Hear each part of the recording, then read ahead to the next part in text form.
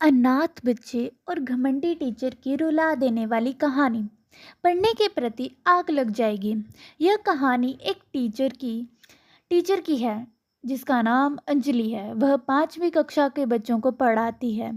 वह जब भी कक्षा में जाती थी तो कहती थी आई लव यू ऑल, लेकिन जब वह आई लव यू ऑल बोल रही थी तो उन्हें पता होता था कि वह झूठ बोल रही है, क्योंकि कक्षा में एक बच्चा था जिनसे उन्हें नफरत थी, क्योंकि वह गंदे कपड़े पहनता था, उसके जूते गंदे रहते थे, शर्ट की कॉलर गंदी रहती थी, उसका ध्यान कक्षा के बाहर रहता था।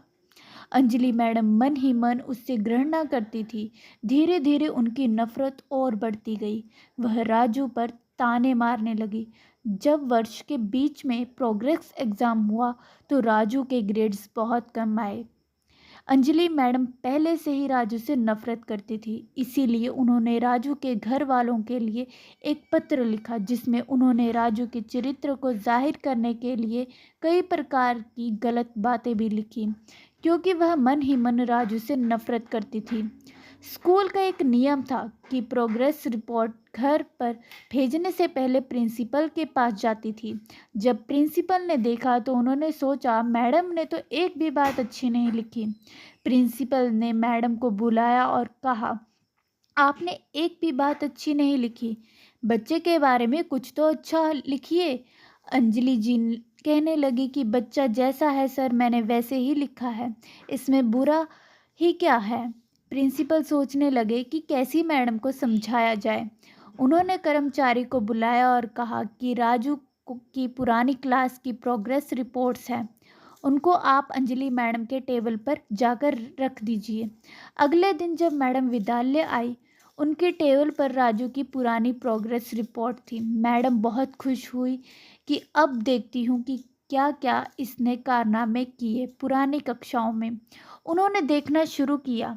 उन्होंने राजू की तीसरी कक्षा की रिपोर्ट उठाई तो उसमें लिखा हुआ था कि राजू बहुत ही अच्छा बच्चा है, बहुत इंटेलिजेंट है, बहुत समझदार है। चौथी कक्षा की रिपोर्ट उठाई, उसमें लिखा हुआ था कि आजकल राजू का ध्यान पढ़ाई में कम लगता है, क्योंकि उसकी माँ को कैंसर डिटेक्ट हुआ है और वह आखिरी स्टेज पे है। राजू अपनी माँ के लिए चिंतित है।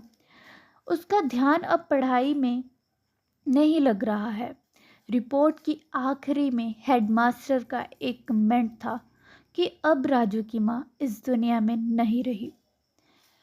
हम सब शिक्षकों को मिलकर राजू की ज़िंदगी को बचाना है, उसकी ज़िंदगी को चमक को बचाना है, उसके भविष्य को बनाना है।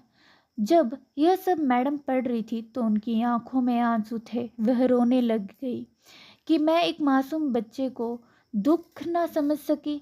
जब वो कक्षा में गई तो उन्होंने फिर से कहा आई लव यू ऑल, लेकिन एक बार फिर से वह झूठ बोल रही थी, क्योंकि अब की बार उनके मन में राजू के लिए बहुत सारा प्यार था, बाकी बच्चों के लिए कम था।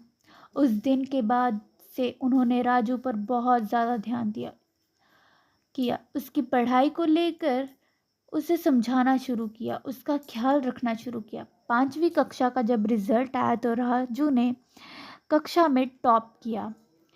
उसके बाद बच्चों को दूसरे स्कूल में जाना। आखिरी दिन बच्चे शिक्षक के लिए तोहफे लेकर आए थे। 5वीं तक का ही स्कूल था, इसीलिए उनका स्कूल में आखिरी ही दिन था। राजू अंजलि मैडम के लिए एक गिफ्ट लाया, पर पैकिंग नहीं थी। मैडम ने उसे गिफ्ट को खोला तो उसमें छोटी सी परफ्यूम की बोतल और एक कंगन था। मैडम ने कंगन पहन लिया और परफ्यूम भी लगा लिया ताकि राजू खुश हो सके। राजू अटकती आवाज़ में रोते हुए बोला यह परफ्यूम मेरी मम्मी लगाती थी और आप मेरी माँ की तरह लग रही हो। वह बोलते समय रो रहा था। अंजलि मैडम ने राजू को गले लगा लिया और रोने लगी। मैडम ने आंसू पोंछते हुए कहा बेटा तुम जिंदगी में बहुत कामयाब इंसान बनो।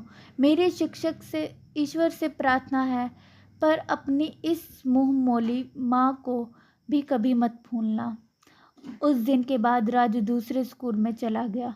वह पढ़ता रहा और जब रिजल्ट आता था तो चिट्ठी मैडम के पास आती थी जिसमें लिखा होता था कि मैं अच्छे अंकों से पास हुआ हूँ माँ।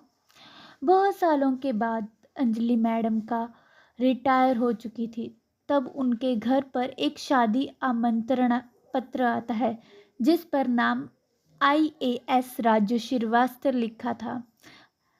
वह राजू की शादी का कार्ड था। मैडम राजू की शादी में पहुंची है। जब राजू उन्हें देखता है तो सब कुछ छोड़ के उनके पास आ जाता है और उनका हाथ पकड़ कर स्टेज पे लाता है।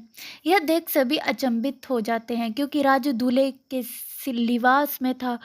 राजू माइक लेता है और कहता है कि ये मेरी वो माँ है जिनसे मैं आपको मिलवाना चाहता था। राजू सभी को अपनी कहानी बताता है और रोने लगता है। कहानी में यह सब देखकर मैडम भी रोने लगती है। इस प्रकार यह कहानी विद्यार्थी और शिक्षक के रिश्ते के लिए अमर हो गई और शिक्षा का महत्व भी बताती है।